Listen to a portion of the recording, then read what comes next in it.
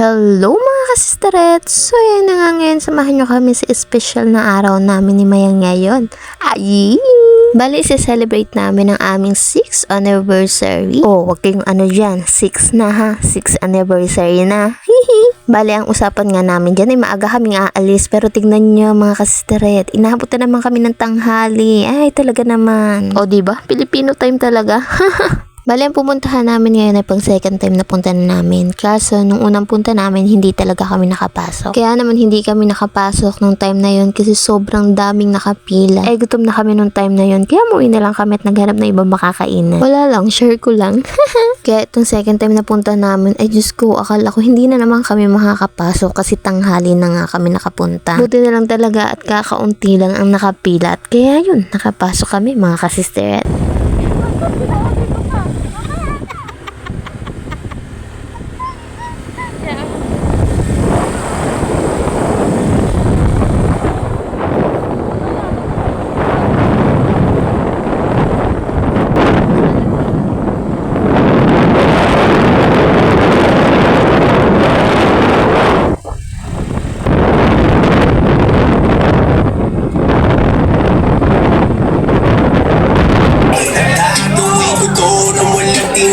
So, ayan, nakarating na nga kami sa Palaisdaan Floating Restaurant, mga kasisteret. Bali, pagdating nga namin dyan, ay nag-antay lang kami saglit. Bali, panlima pa kami bago kami makapasok dyan sa loob ng floating restaurant. Abay, okay lang panlima kasi hindi makapasok. Ayan, pinagtripan pa nga ako ni Mayang. Sabi, picture, yung pala yung video. At pagkatapos ng pag-aantayan namin, ayan, pinapasok na rin kami at nabili na din kami ng mga kakainin namin. Yung totoo, gutom na talaga kami dyan. Kaaway-away na yung alaga namin sa tiyan. At pagkatapos namin mag-intay sa labas, ayan, mag-iintay uli kami sa loob para sa pagkain naman. At ayan, sa gutom namin, may nakita kaming isda. Ito na lang kaya ang kainin namin. Char! At dahil wala pa yung in-order namin, ayan, napagtripan namin yung mga isda.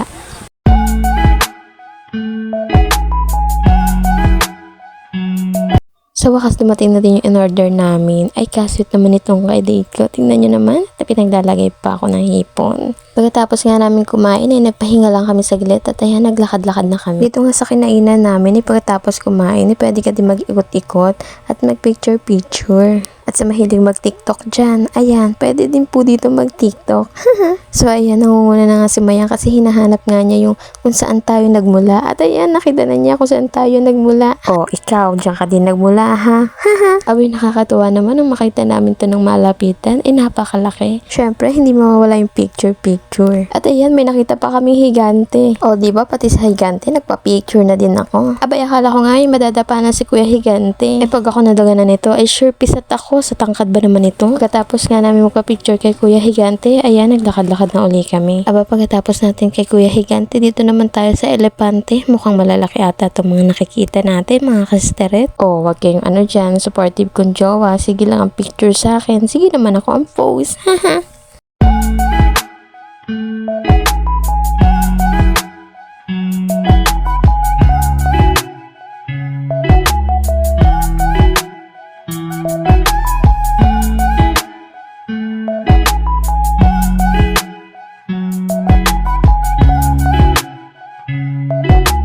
Dahil nga pa uwi na kami, dito ko niyaya si Mayang dumaan. Ay, feeling ko naman pag nakabak ko, ako'y malalaglag eh. Pag naman ako nalaglag dyan, sa tubig ako pupulutin. Kung ako dahan-dahan naglalakad, paano pa kayo yung nagbibideo sa akin? O ayan, palabas na lang. Ganado pa rin mag-picture si Mayang. Pumost daw ako. At ayun na nga, pagkalabas nga namin, inayos na ni Mayang yung mga gamit namin. Ayan, mga kasisteret, nakamotor lang kami dyan, kaya hindi talaga kami pwede magpagabi kasi ayaw namin umuwi ng gabi. Yun lang yun. May session pa pala kasama ang mga barkada. Pagkatapos namin mag-date ni Mayang maghapon, inuman time naman. Kasama si Nanti Mitch at Mayora. Abay, tingnan itong mga kaibigan ko ito. Kaswain?